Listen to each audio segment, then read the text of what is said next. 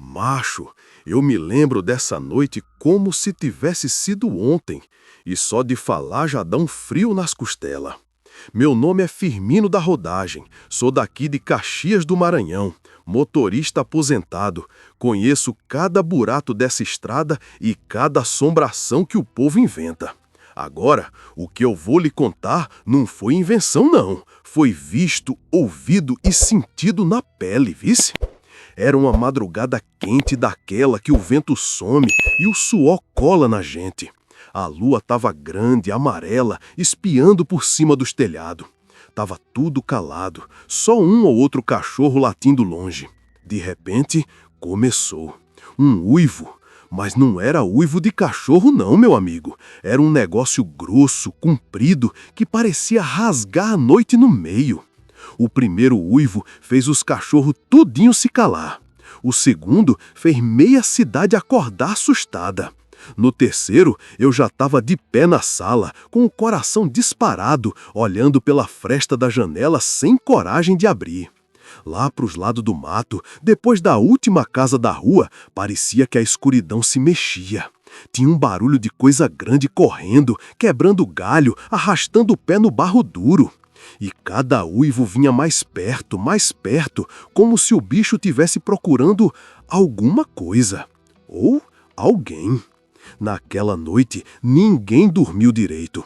Teve gente que acendeu vela, teve quem rezasse, teve quem fingisse que não estava ouvindo. Mas no outro dia de manhã, quando o sol nasceu queimando o mundo, aí foi que o medo tomou conta mesmo.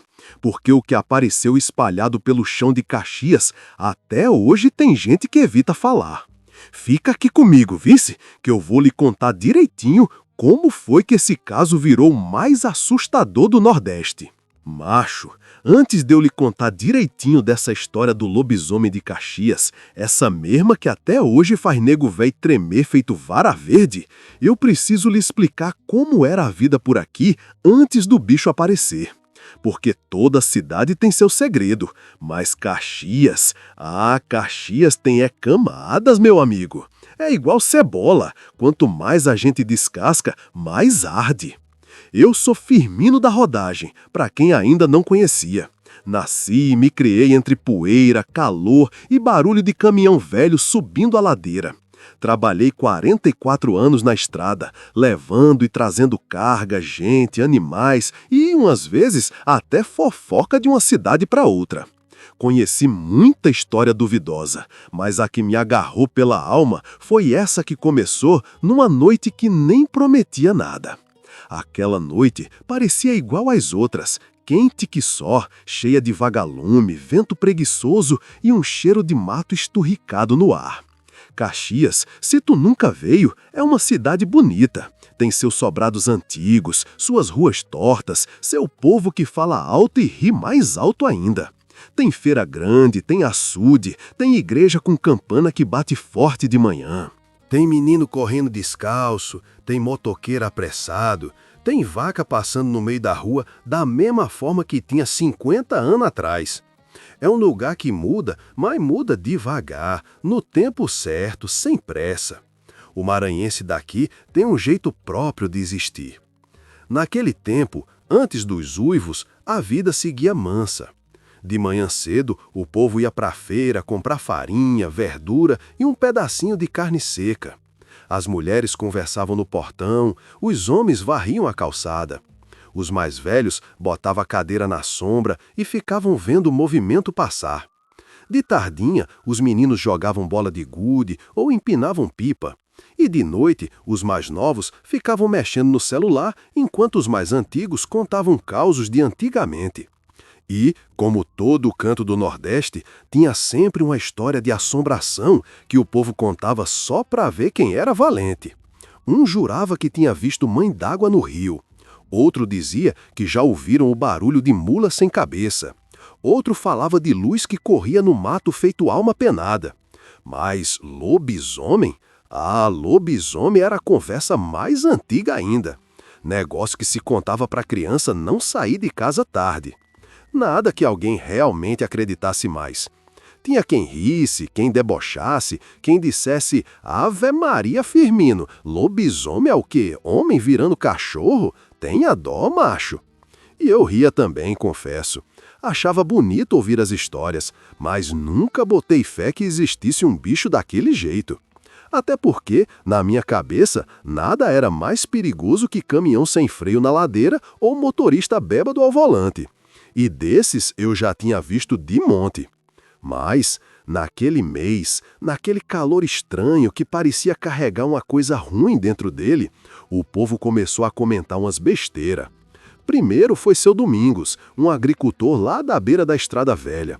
Ele apareceu na feira dizendo que tinha ouvido um grunhido feio no mato, uma coisa pesada, diferente.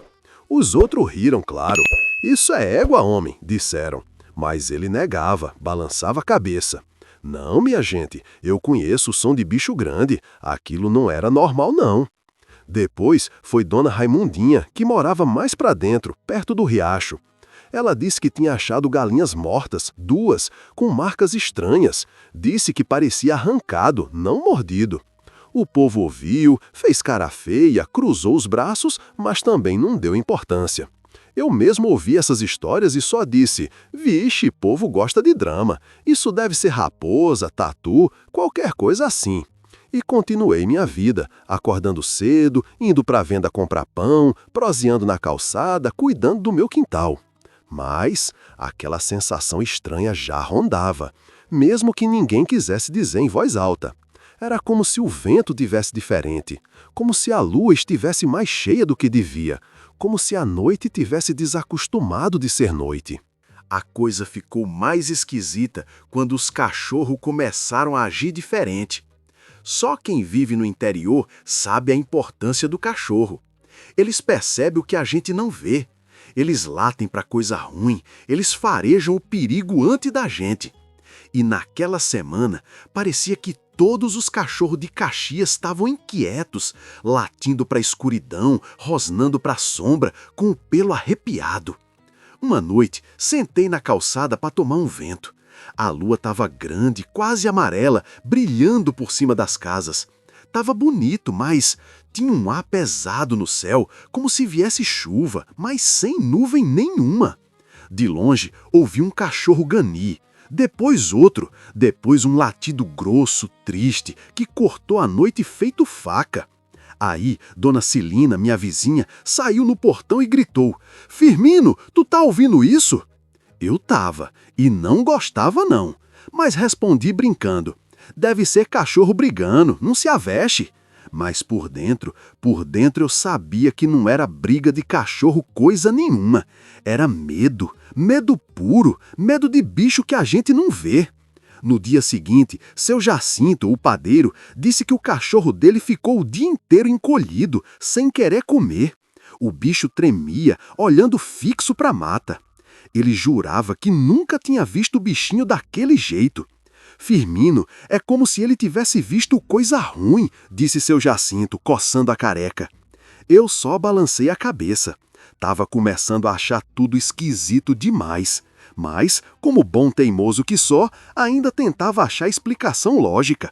Devia ser algum animal grande na região, onça talvez. Mas onça não chega assim na cidade, não faz cachorro entrar para debaixo do fogão com medo, não faz galinha aparecer sem uma gota de sangue, não causa esse tipo de silêncio estranho que toma conta do lugar. Aliás, falando em silêncio, Caxias nunca foi de ser silenciosa. Sempre tem barulho, moto, carro, gente gritando, menino correndo, cachorro latindo. Mas naquela semana parecia que o som tinha adoecido. A cidade ficava estranhamente quieta ao anoitecer. O vento parava, os vagalumes brilhavam mais devagar. E eu, mesmo sem admitir, comecei a olhar para o mato com desconfiança. E não é que começaram a surgir uns rumores mais cabeludos? O povo dizia que tinha visto uma sombra grande correndo entre as árvores. Dizia que de madrugada escutava passos pesados arrastando coisa. Dizia que tinha ouvido um uivo.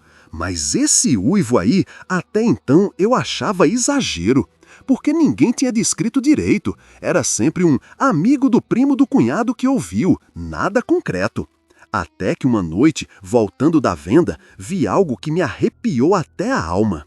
Eu estava caminhando devagar, segurando um saco de farinha e outro de café. A lua iluminava a rua com aquela luz branca, quase azulada, que deixa tudo meio fantasmagórico. Quando cheguei perto do meu portão, escutei um estalo no mato.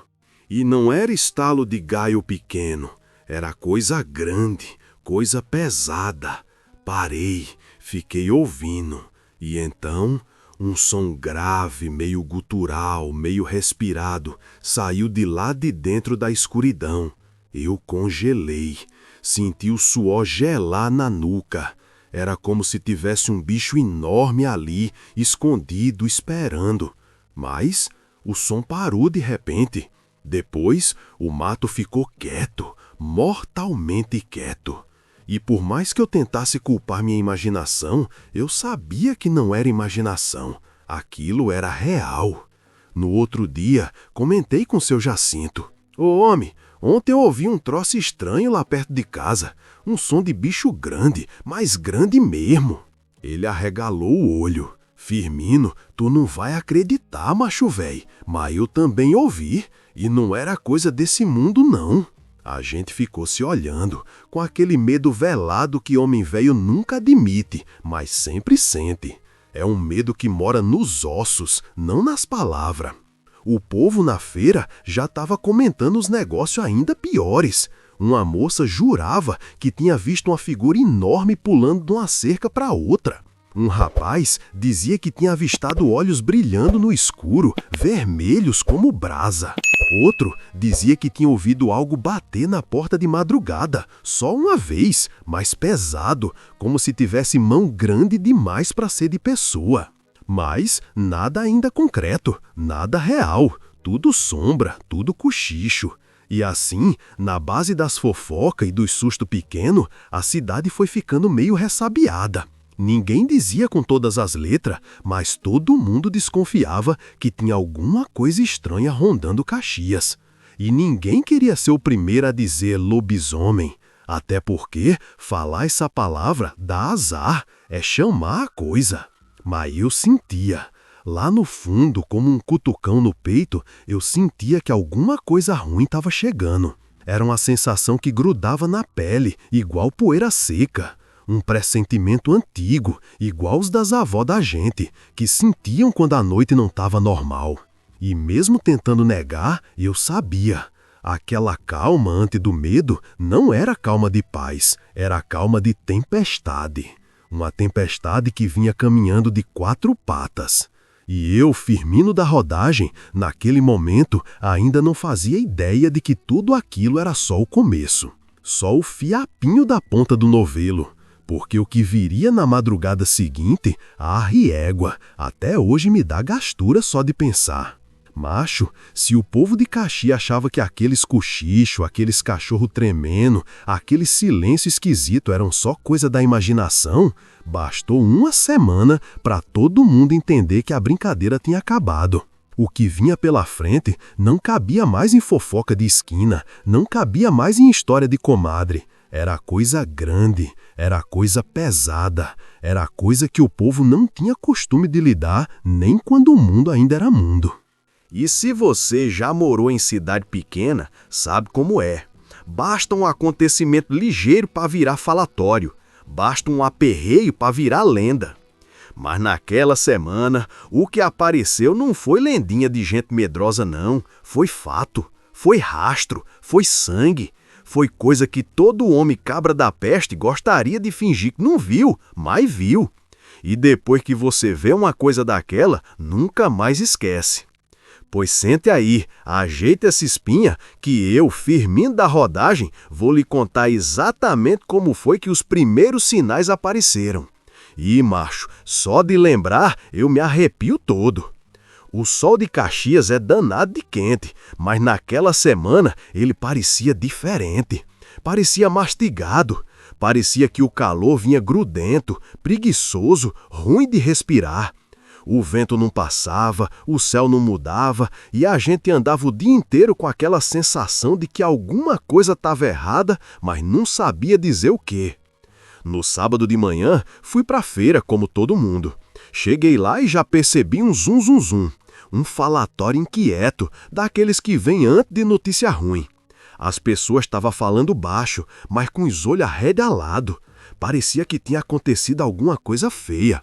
Fui direto pro balcão do seu Jacinto, o padeiro, que estava branco que nem cera. "Eita, homem, que cara é essa?" perguntei.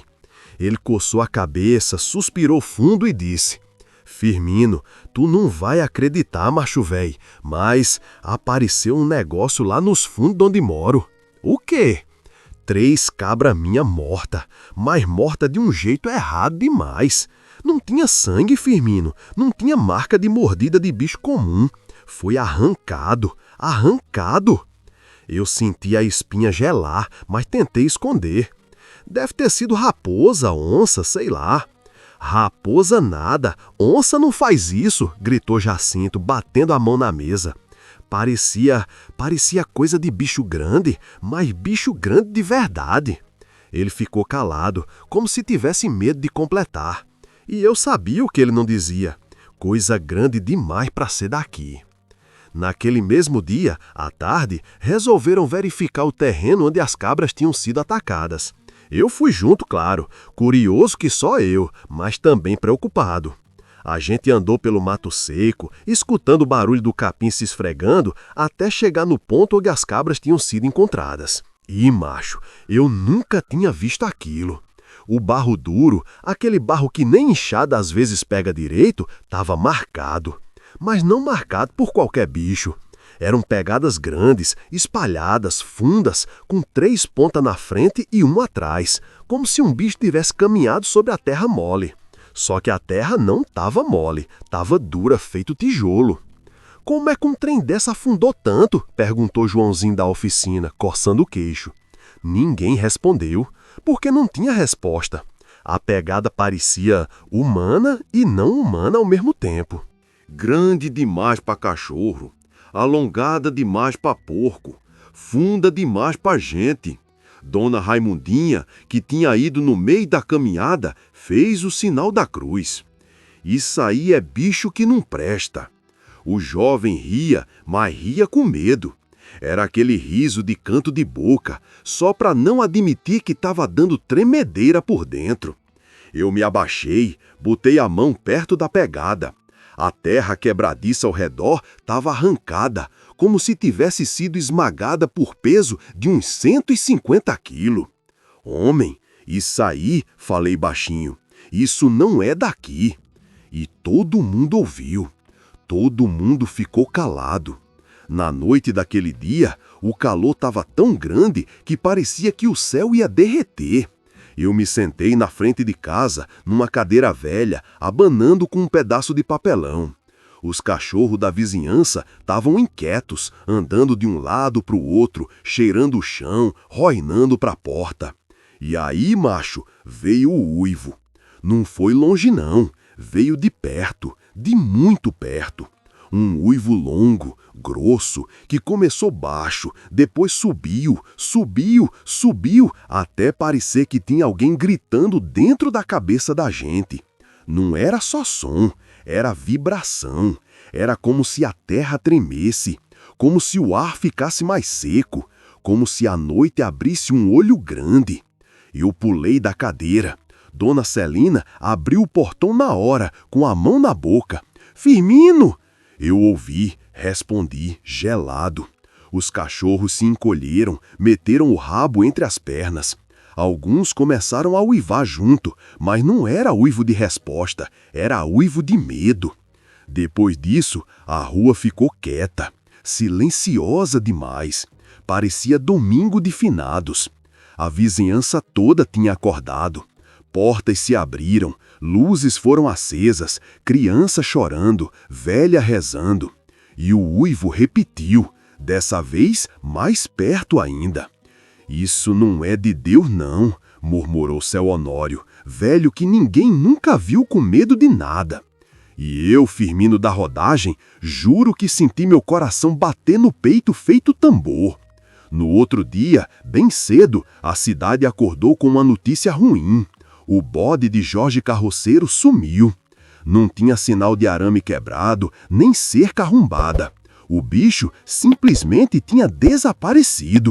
E no canto onde ele dormia, tinha arranhões profundos no chão, como se garras enormes tivessem arrastado o pobre animal. Isso não é ladrão, disse Jorge, vermelho de raiva. Ladrão corta a corda, isso aqui foi arrancado. E mostrou uma estaca de madeira quebrada ao meio, quebrada como se fosse palito. O povo juntou em volta, todo mundo olhando, todo mundo calado. Eu me aproximei devagar. A terra ao redor tinha marcas, arranhões longos, profundos, como se 5 unhas grandes tivessem cavado ali. E no meio da terra, talvez por descuido ou má sorte, uma gota de sangue escura, seca, grudada no chão. Dona Raimundinha desabou a rezar. O povo começou a falar alto, os mais velhos murmuravam baixo.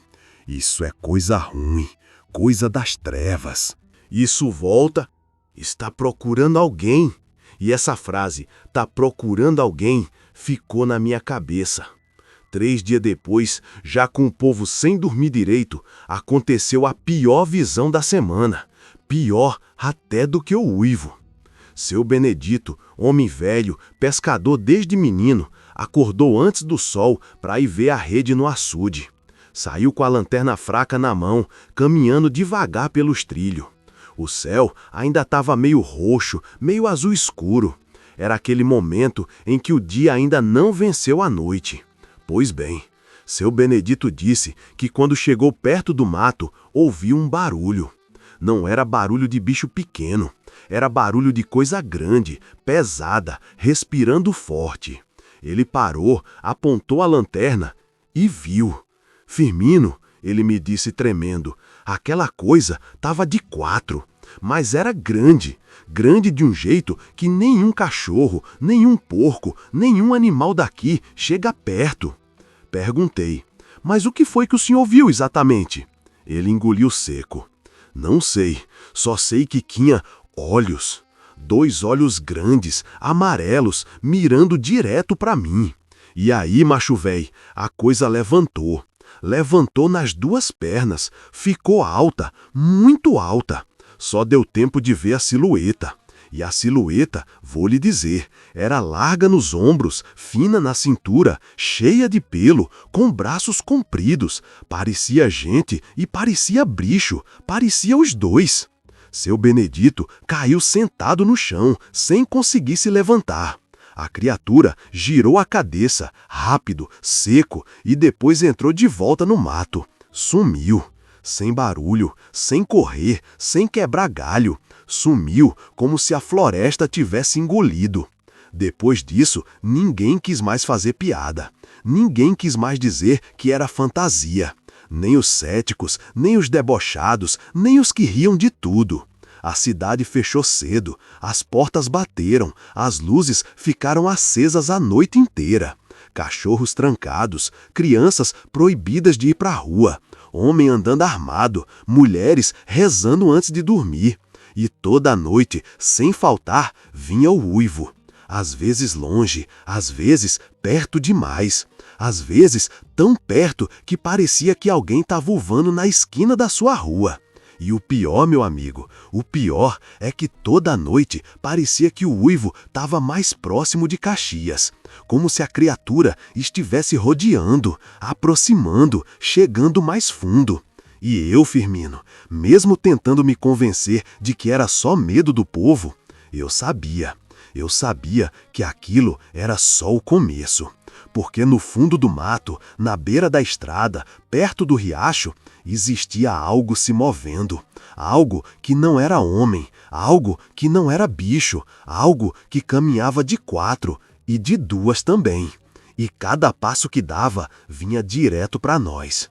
No começo, ainda tinha gente tentando brincar. Ó, gente, esse lobisomem aí deve estar com fome de bode, dizia um.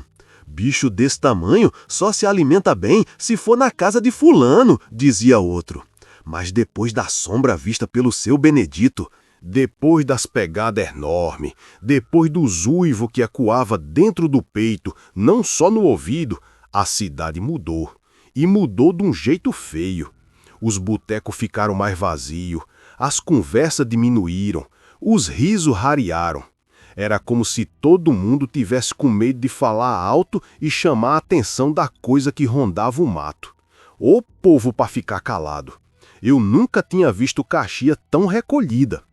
Num domingo à noite, sentei na calçada para tomar um vento. Naquele calorão, qualquer brisa já era alegria. Eu gostava de ver o movimento da rua, mas naquela noite não tinha movimento nenhum.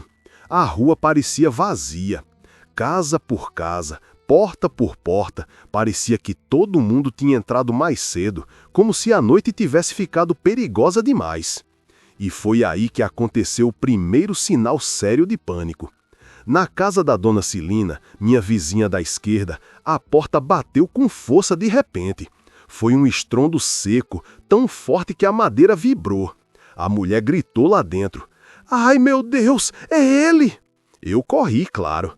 Quando cheguei na porta dela, a véia estava branca feito farinha.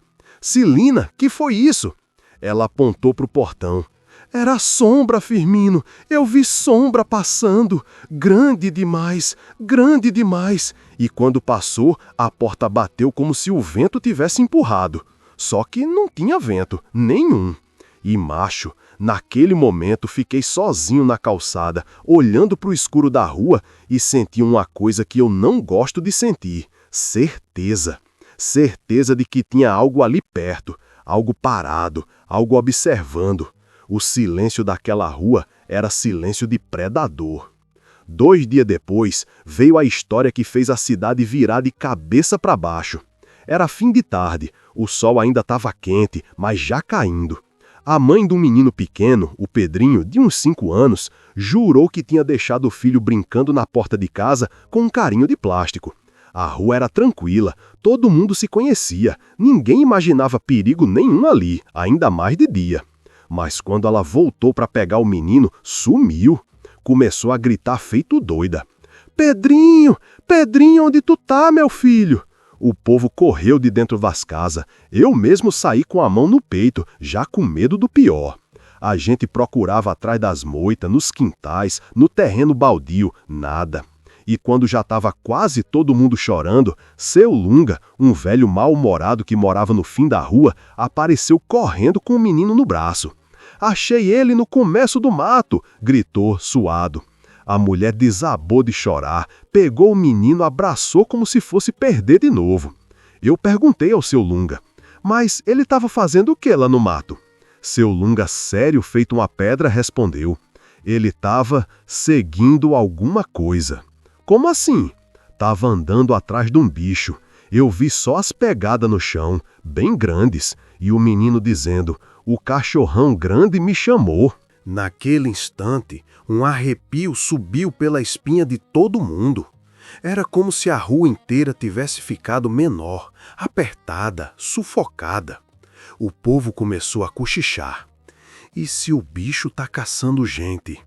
E se é por isso que ele uiva? E se é o lobisomem mesmo? E eu não sabia o que pensar, mas sabia que aquilo não era brincadeira. Naquela noite, no bar do seu Pezão, começou uma conversa que mudou tudo. Eu estava tomando um caldo quente e uma canjebrina para espantar o medo quando ouvi 2 homens cochichando. Diz que o lobisomem está atrás de um marcado. Marcado como? Homem que mexeu com coisa errada, promessa quebrada, pacto mal pago. Eu tive que me meter. Ô macho, de onde tirou esse negócio? Eles me olharam sério. Firmino, tu não sabe da história não? Que história? A do homem da beira da mata, que sumiu uns meses atrás. Eu franzi a testa. Eu lembrava vagamente. Diz que ele mexia com coisa que não devia, coisa de alma, coisa de promessa com santo torto. E o que tem isso? Perguntei. O povo diz que tem bicho que volta para cobrar. E tu tá dizendo que o lobisomem? Tô dizendo que ele procura alguém, e que esse alguém pode ser daqui. Nessa hora, o bar inteiro ficou quieto. Pelo jeito, ninguém queria perguntar quem era esse alguém.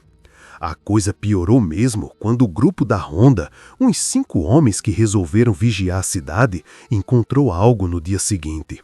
Era madrugada ainda. Eles tinham caminhado pela região do riacho quando deram de cara com a cena tão esquisita que até o mais valente se mijou de medo.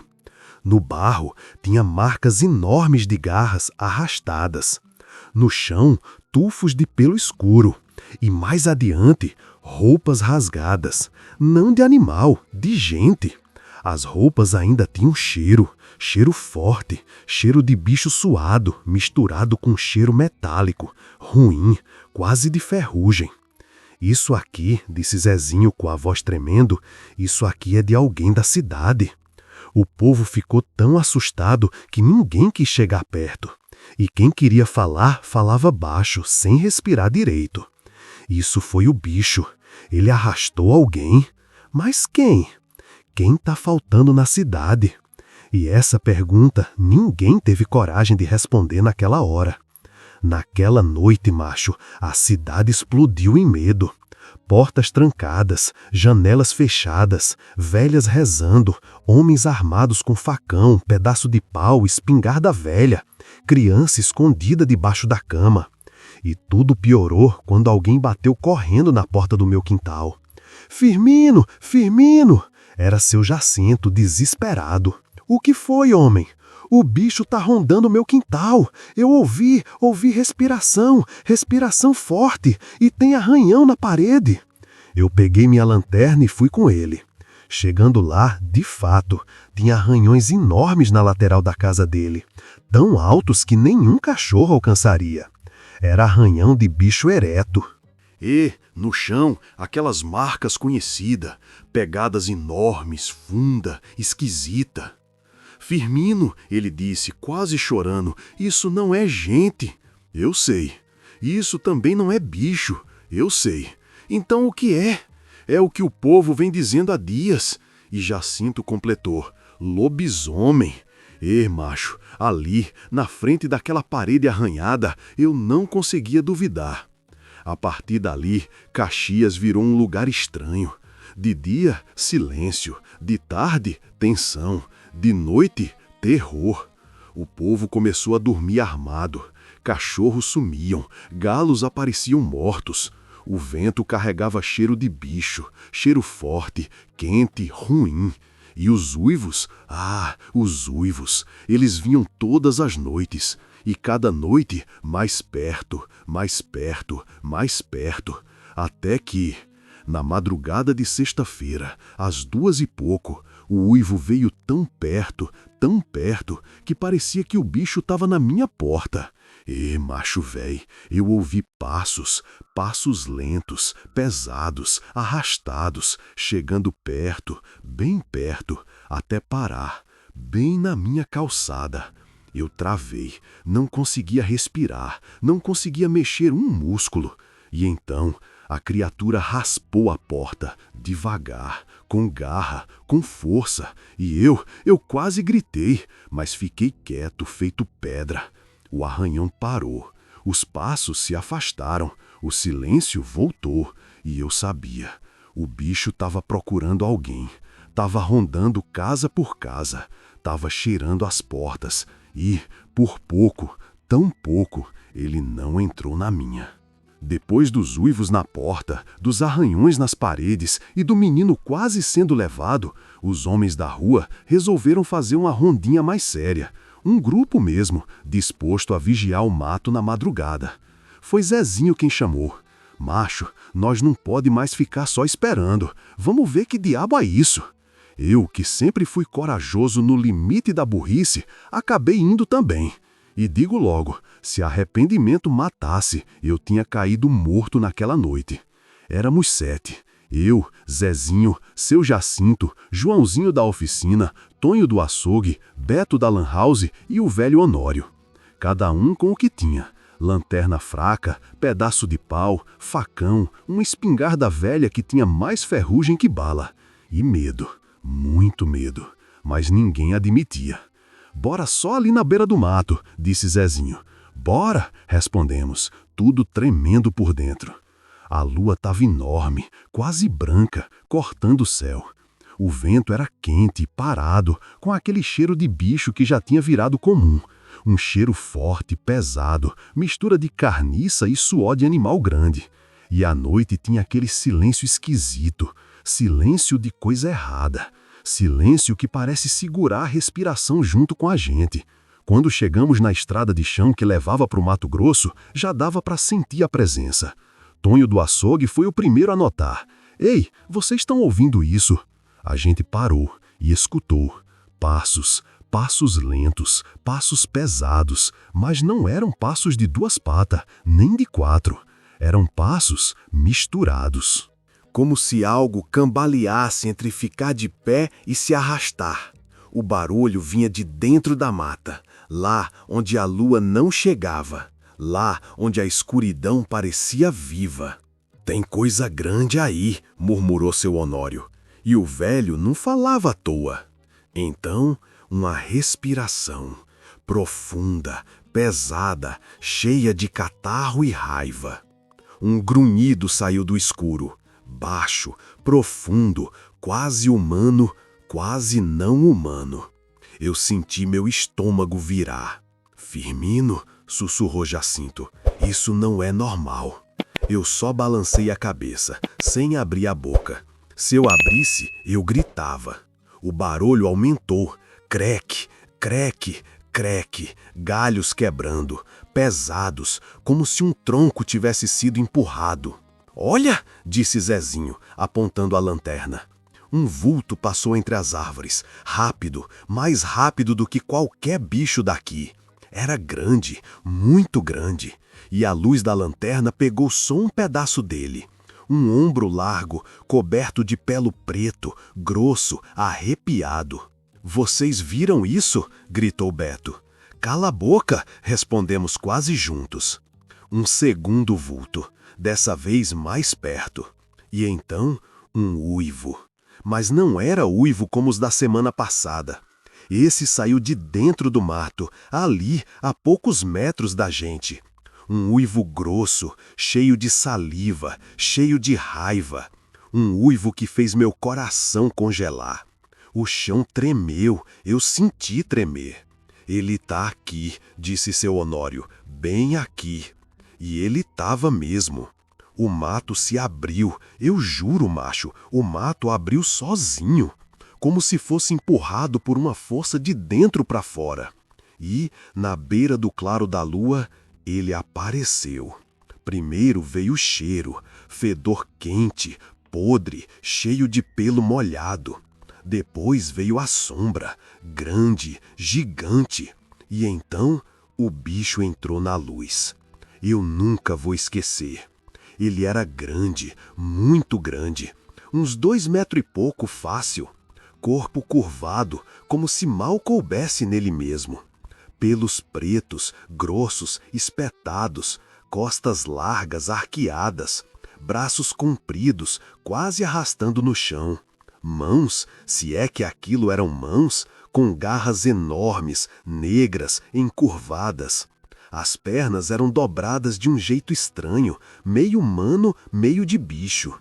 E o rosto, Ave Maria, o rosto parecia um focinho de cachorro, mas maior, mais largo, cheio de dentes pontudos, dentes longos, tortos, amarelos.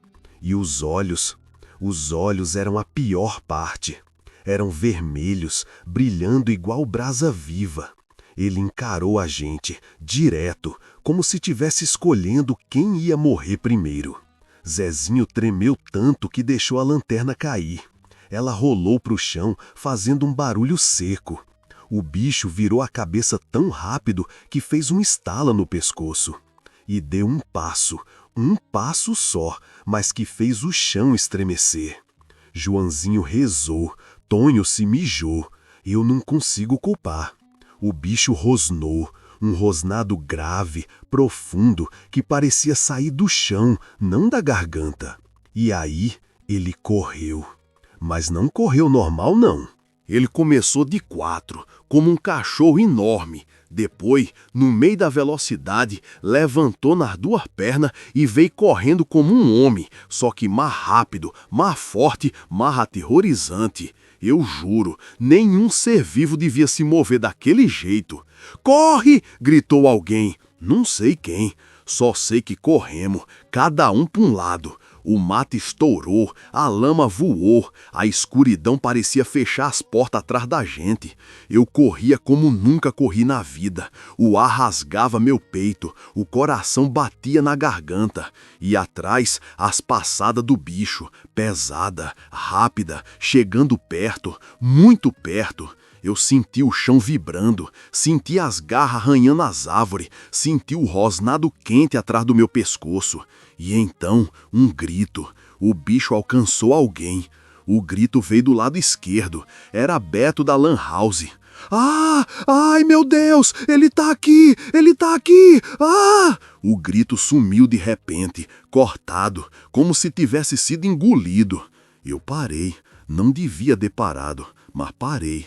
Olhei para trás e vi só o vulto enorme do bicho arrastando Beto pelo mato, rápido, feroz, como se fosse peso nenhum.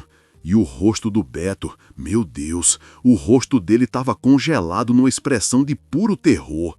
"Não!" gritou Zezinho. "Volta aqui, monstro desgraçado!" Mas ninguém voltou, nem ele. Porque naquele momento o bicho largou Beto no chão, não sei se de propósito, não sei se porque foi interrompido, e virou para nós. E eu nunca vi olhos daquele jeito. Parecia que ele nos marcava, um por um, como se tivesse dizendo: "Eu volto pra tu." Ele deu um rugido, não uivo, não rosnado, um rugido grosso, feio, que fez meu sangue gelar. Depois, como se o diabo puxasse ele para dentro da mata, o bicho sumiu, de uma vez, num sopro, num salto, e o silêncio voltou. Mas era um silêncio morto. Voltamos para a cidade correndo feito alma penada.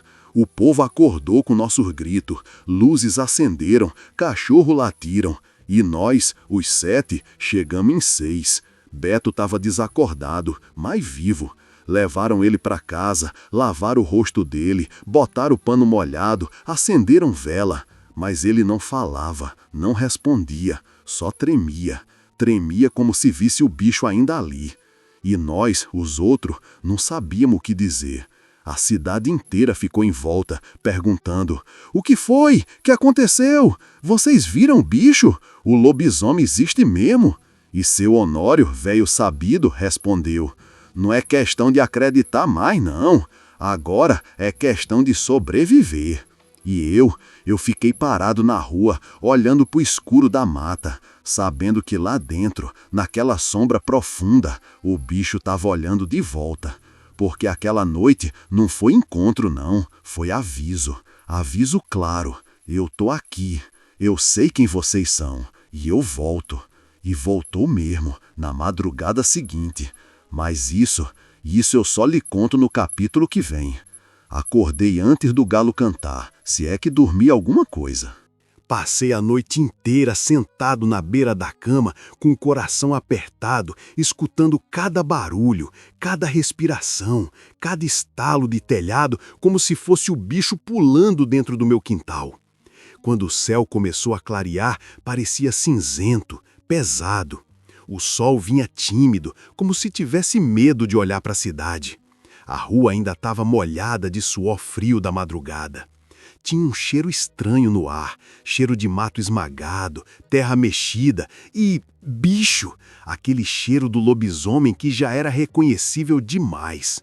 Abri a porta devagar, só na coragem, e encontrei Dona Celina no portão dela, de camisola e chinelo, segurando um terço. "Firmino, tu acordou?" "Nem dormi, mulher." "Eu também não. Essa noite pareceu um ano inteiro." Ela estava com olheira funda, cabelo arrepiado, pele pálida. O medo tinha chupado a cor dela. E não era só ela, não. Quando fui caminhando devagar pela rua, vi porta abrindo, gente olhando de dentro, ninguém pisava para fora.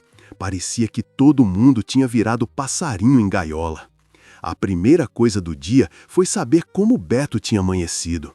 Fui até a casa dele. Tava cheia de gente na porta, mulher chorando, homem calado, menino curioso sendo mandado para dentro. Quando cheguei, perguntaram: Firmino, tu que tava lá, como foi que aconteceu? Eu respirava fundo e dizia: foi rápido demais. O bicho pegou ele pelo ombro e arrastou. Se não fosse a gente gritar, talvez ele tivesse levado. E a porta abriu. A mãe de Beto apareceu com os olhos vermelhos. Venha ver, Firmino, talvez ele lhe reconheça. Entrei devagar e, macho, a visão que encontrei dentro daquela casa até hoje me dói no peito. Beto estava sentado numa rede, encolhido, tremendo igual passarinho molhado. O rosto pálido, molhado de suor. As mãos apertando os próprios braços como se quisesse segurar os pedaços de si mesmo. No ombro dele tinha arranhões fundos, 3 riscos grandes, paralelos, como garra de bicho. Não parecia corte de faca, nem rasgo de arame, era algo muito maior. Beto, chamei baixinho. Ele levantou o rosto. O olho dele não olhava para mim, olhava para a parede, para nada, para coisa nenhuma. E repetia baixinho, quase sem voz: era grande demais. Ele veio correndo, ele sabia meu nome, ele sabia meu nome. Eu gelei. Como assim sabia teu nome, homem? Ele não respondeu, só repetia: ele sabia. A mãe dele tapou a boca chorando. Firmino, meu filho não é mais o mesmo, não. E eu não tive coragem. Quando saí da casa, seu Jacinto correu para mim. Firmino, venha ver, na rua de trás. Fui junto com ele. Chegando lá, uma roda de gente cercava um pedaço do chão de barro. E, macho, lá estavam as pegadas, frescas, enormes, pesadas, muito maiores do que as que vimos semanas antes. Como se o bicho tivesse ficado mais forte ou mais ousado. Beto, chamei baixinho. Ele levantou o rosto. O olho dele não olhava para mim, olhava para a parede, para nada, para coisa nenhuma. E repetia baixinho, quase sem voz: era grande demais. Ele veio correndo, ele sabia meu nome, ele sabia meu nome. Eu gelei. Como assim sabia teu nome, homem? Ele não respondeu, só repetia: ele sabia. A mãe dele tapou a boca chorando. Firmino, meu filho não é mais o mesmo, não. E eu não tive coragem. Quando saí da casa, seu Jacinto correu para mim. Firmino, venha ver, na rua de trás. Fui junto com ele. Chegando lá, uma roda de gente cercava um pedaço do chão de barro. E, macho, lá estavam as pegadas, frescas, enormes, pesadas, muito maiores do que as que vimos semanas antes, como se o bicho tivesse ficado mais forte ou mais ousado. Ele passou por aqui, disse Zé Bizunga, ajoelhado, reparando na terra. E bem de madrugada, completou outro. As pegadas iam da estrada até perto das casas. E teve um detalhe que arrepiou todo mundo. As pegadas vinham, mas não voltavam. Ele entrou na cidade, murmurou uma mulher. Mas para onde ele foi? Desapareceu? Subiu o muro? Entrou em alguma casa? Ave Maria! E foi aí que acharam outra coisa. Perto dali, o muro da casa de seu Honório estava todo arranhado. Arranhões fundíssimos, tão altos que só uma criatura muito grande alcançaria. Não eram marca de tentativa de escalar. Eram como se o bicho tivesse parado ali, cutucando, arranhando, cheirando a parede. Seu Honório estava pálido. Eu dormi nessa parede, minha cama é bem desse lado. Silêncio, um silêncio pesado, um silêncio que dizia tudo. O bicho tinha estado a centímetro do velho enquanto ele dormia. No fim da manhã, chegou outra notícia. Os meninos que moravam perto do riacho tinham achado umas roupas rasgadas, roupas de homem, roupas que pareciam ter sido puxadas, dilaceradas, arrancadas. E não eram de Beto, isso ficou claro, eram de outra pessoa. Fui lá ver. O mato estava remexido, como se algo grande tivesse rolado, ou lutado, ou sido arrastado. E lá no meio, um boné. Reconheci na hora. Isso é de quem? Perguntou alguém. Eu segurei firme. É de Misael. O pedreiro? Sim. Mas cadê ele? Ninguém viu hoje cedo. O murmúrio virou caos. Gente falando alto, gente chorando, gente correndo procurar. E no fundo, a verdade que ninguém queria dizer em voz alta. O bicho levou ele. Levou mesmo. Mas sem corpo, sem rastro de sangue, sem nada, ficava a dúvida. E dúvida, macho, é pior do que certeza às vezes. Quando voltamos para a rua principal, encontrei seu pezão, dono do bar, me chamando. Firmino, vem escutar isso aqui. Cheguei perto e tinha um grupo cochichando. Eu digo logo, esse bicho só ataca perto da casa de certas pessoas. De quem? De gente marcada. Marcada como? Gente que fez promessa errada, mexeu com coisa errada, quebrou voto de fé. Outro respondeu. E tu acha que é coincidência que o bicho rodou perto da casa do Misael? Gente, Misael nunca foi homem muito certinho, não. Já ouvi que ele era do tipo que fazia simpatia para ganhar dinheiro. E dizem que esse tipo de bicho sente cheiro disso. Eu parei. A conversa me incomodava. Parecia injusta, parecia perigosa e parecia verdade. Porque naquele dia, alguém disse algo que grudou no meu ouvido como visgo. Esse lobisomem não tá atacando por atacar, não. Ele tá procurando alguém e tá escolhendo, um por um. E eu senti um arrepio, não de medo do bicho, mas de medo da lógica. E se fosse verdade? Mais tarde, voltei para casa de Beto. A mãe dele disse, ele falou uma frase estranha, veja se entende. Entrei. Ele estava mais calmo, mas ainda longe de normal. Sentei do lado e disse, Beto, macho, você lembra de alguma coisa da noite? Ele piscou devagar e, com voz fraca, respondeu. Ele estava atrás de alguém. De quem? Não sei, mas ele falava dentro da minha cabeça. Eu travei. Falava o quê, Beto? Ele fechou os olhos, forçando a memória. Não é tu. Como? Foi isso que ele pensou, como se falasse, não é tu, e me largou. Eu me arrepiei inteiro. Então o lobisomem sabia escolher, sabia quem queria, sabia quem não queria. E aquela noite, Beto só não morreu porque não era o alvo. E isso era pior, muito pior. No fim da tarde, outra coisa estranha aconteceu. A mãe de Pedrinho, o menino que quase foi levado dias antes, me chamou. Firmino, tu pode ver o desenho que o menino fez? Fui. O menino estava com giz de cera desenhando no chão. E, macho, o desenho era do bicho, pelo menos era o que parecia. Uma figura preta, grande, com garras enormes e olhos vermelhos bem grandes. E do lado, uma pessoa, só um bonequinho de palito, mas com algo estranho no peito, um círculo. Pedrinho, quem é esse aqui? Perguntei. Ele respondeu inocente. É o moço que o cachorrão estava procurando. Eu gelei. E quem é o moço? O menino deu de ombros. Não sei, mas ele tinha isso aqui, ó. Apontou para o círculo no peito. Um remendo? Não, um buraco. A mãe se benzeu. Eu engoli seco. Era só imaginação de criança? Ou o menino tinha visto mais do que conseguiu expressar? Quando anoiteceu, o povo fechou tudo. As janelas batiam, as portas trancavam, as luzes acendiam. Parecia que a cidade toda estava preparando o terreno para a guerra. E, por volta das 8 da noite, seu Honório veio até minha porta. Firmino, diga, homem. Isso que aconteceu hoje não é fim de nada.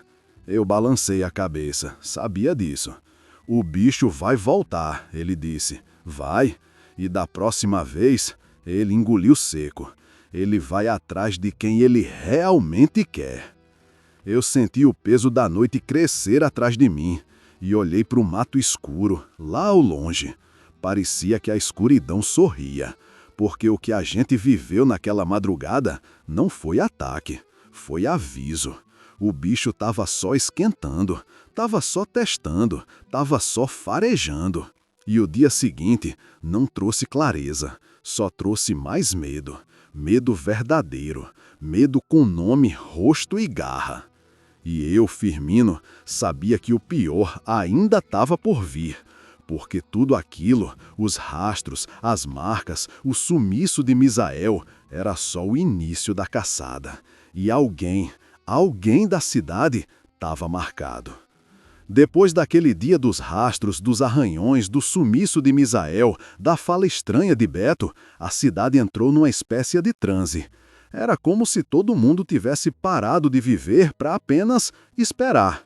Esperar o próximo uivo, esperar a próxima porta batendo, esperar a próxima notícia ruim.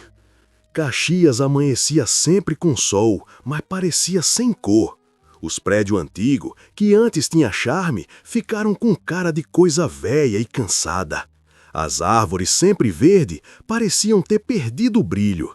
Até o vento ficou diferente, ou melhor, ficou sem vento, como se a cidade tivesse presa dentro de um vidro quente. E ninguém, absolutamente ninguém, falava de outra coisa. As ladainhas aumentaram, as velhas se reuniam na praça para rezar. Os homens, mesmo aqueles cabra que nunca tiveram medo de nada, andava de cabeça baixa, desconfiando de todos os cantos. Ninguém dormia direito, ninguém ria de verdade. Parecia que a cidade toda tinha adoecido de susto.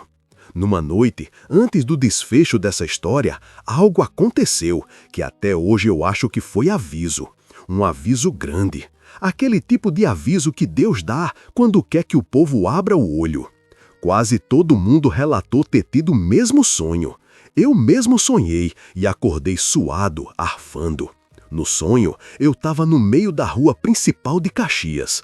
Era madrugada, mas tinha uma lua tão grande que parecia uma bola de fogo. Ela iluminava tudo, mas de um jeito ruim, avermelhado. E no fim da rua, parado na encruzilhada, tinha o bicho, o lobisomem. De pé, imóvel, só olhando. Os olhos dele brilhavam, mas não era vermelho dessa vez. Era amarelo, um amarelo doente, febril. No sonho, ele levantava o braço e apontava para mim. Não com dedo de gente, mas com a garra. E eu sentia que aquilo não era ameaça, era escolha. Quando eu contei esse sonho na feira pela manhã, Dona Celina deu um pulo. Firmino, eu sonhei a mesma coisa. Mesma rua, mesma lua, mesma posição do bicho, tudim. E outra pessoa ouviu e disse, eu também, eu também. E assim foi. Uma dúzia de pessoas, pelo menos, teve a mesma visão medonha. E o detalhe que todo mundo bateu igual foi esse. No sonho, ele não estava atacando. Ele estava escolhendo, apontando, chamando.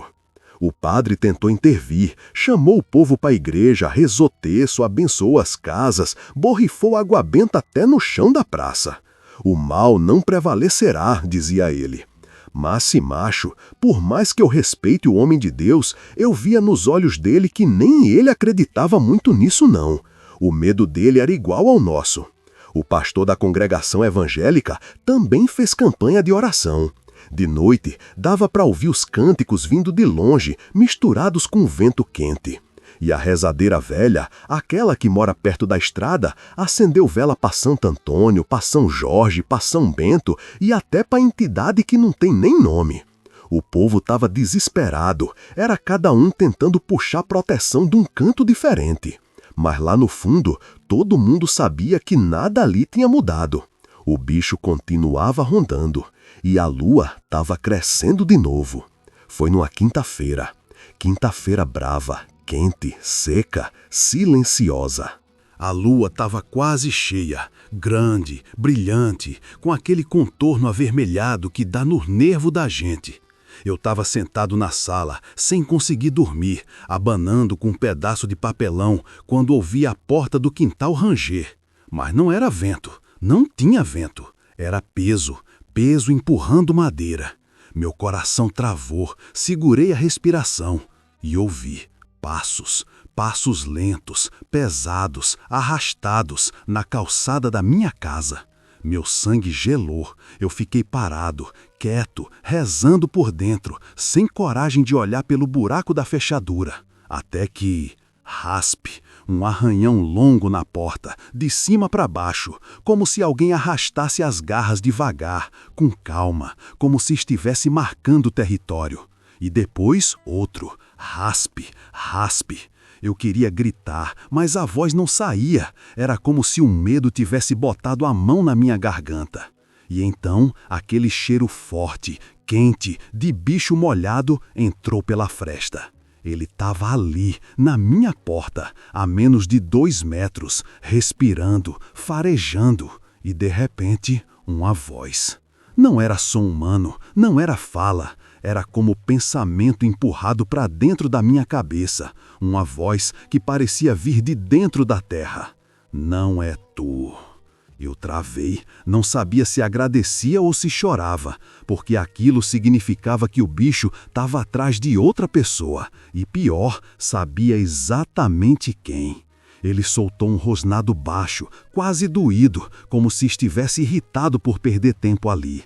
Depois, os passos se afastaram, primeiro lentos, depois rápidos, depois desaparecendo no fim da rua. E eu caí de joelhos no chão, sozinho, suando frio, sabendo que a noite ainda não tinha acabado.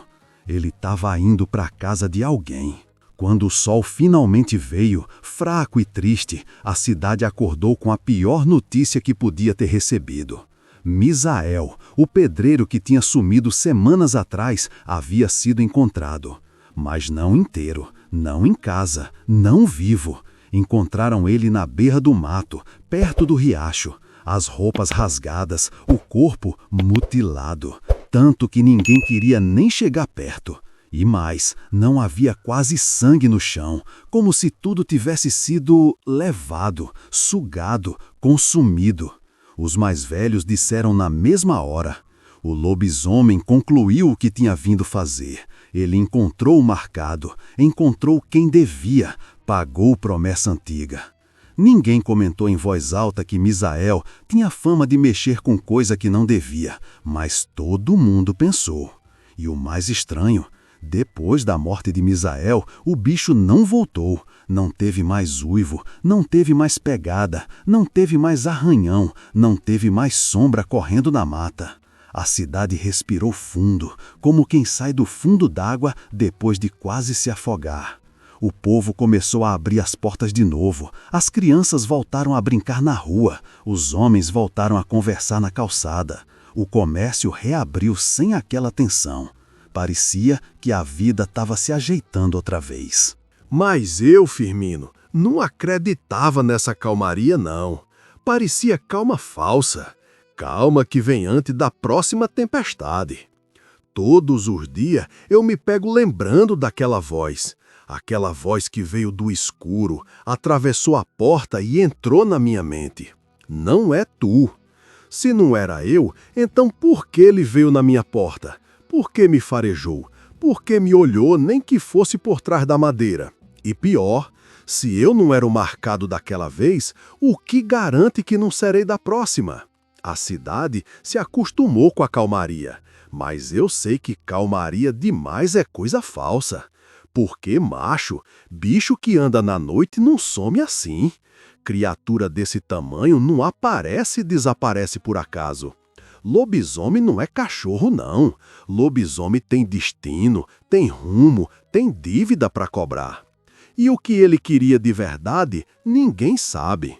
Se ele terminou o serviço ou só descansou, ninguém sabe. Se ele foi embora para outra cidade ou está escondido nas sombras, esperando outra lua crescer, ninguém sabe. E por isso mesmo, Caxias até hoje fecha as portas cedo. Até hoje olha para a mata com desconfiança. Até hoje reza quando a lua começa a brilhar forte, porque o povo daqui aprendeu uma lição que eu nunca vou esquecer. Bicho grande pode até sumir, mas à noite nunca esquece de quem tem medo. E eu? Eu sou só Firmino da Rodagem, um velho que viu coisa demais, viveu coisa demais e sabe que esse mundo é muito maior do que o que a gente imagina. Mas toda vez que a lua cresce no céu, eu boto a mão na porta, fico escutando o silêncio e penso, e se hoje ele resolver voltar? Porque, vice, história de lobisomem não tem fim, tem intervalo. E o próximo pode ser hoje, ou pode ser agora. E aperta aí para ver o próximo vídeo que já tá aparecendo na tua tela, vice?